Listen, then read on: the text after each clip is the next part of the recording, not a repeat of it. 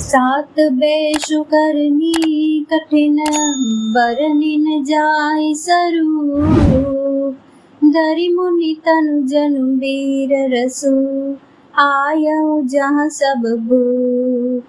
अर्थात शांत वेश है परंतु करनी बहुत कठोर है, स्वरूप का वर्णन नहीं किया जा सकता।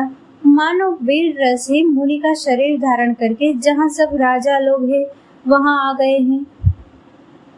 देखत भृगुपति बेशु कराला उठे सकल भय विकल भुआला पितु समेत कहि कहि निज नामा लगे करन सब दंड प्रणामा।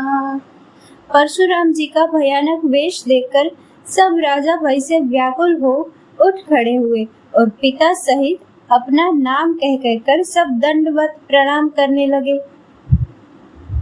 जेहि सुभाय चित वही हित जानी सो जानई जनु आई खुटानी जनक बहोरी आई सिरुनावा सिय बोलाई प्रणाम करावा।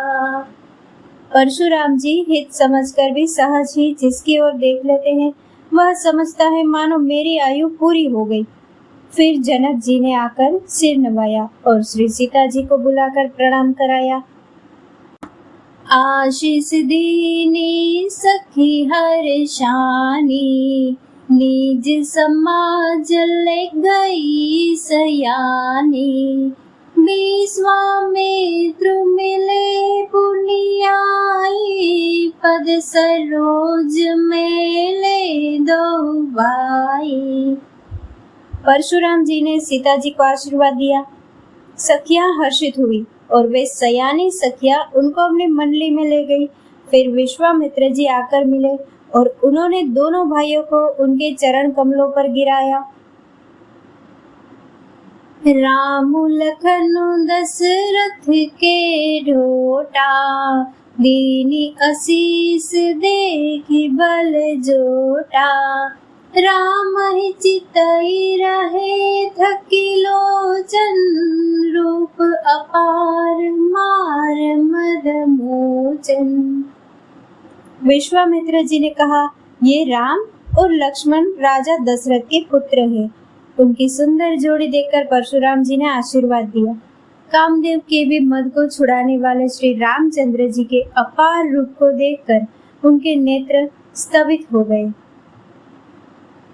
बहुरी बिलो की विदेह सन कहु काह अति भी पूछत जानी अजान जिमी व्यापे को शरीर। फिर सब देखकर जानते हुए भी अनजान की तरह जनक जी से पूछते हैं कि कहो यह बड़ी भारी भीड़ कैसी है। उनके शरीर में क्रोध छा गया। समाचार कही जनक सुनाए जेहि कारण महिप सब आए सुनत बचन फिर अनत निहारे देखी चाप खंड महिनारे। जिस कारण सब राजा आए थे राजा जनक ने वे सब समाचार कह सुनाए। जनक के वचन सुनकर परशुराम जी ने फिरकर दूसरी ओर देखा तो धनुष के टुकड़े पृथ्वी पर गिरे हुए दिखाई दिए।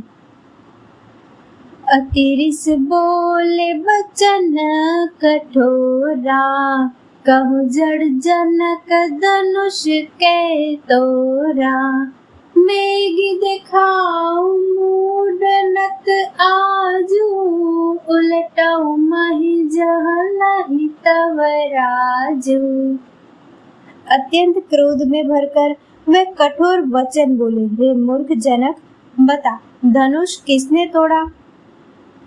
उसे शीघ्र दिखा, नहीं तो अरे मूढ़, आज मैं जहाँ तक तेरा राज्य है वहाँ तक की पृथ्वी उलट दूंगा। अति डर उतरु देत नृप नाही, कुटिल भूप हर्षे मन माही। सुर मुनि नाग नगर नर नारी, सोचहि सकल त्रास उर भारी।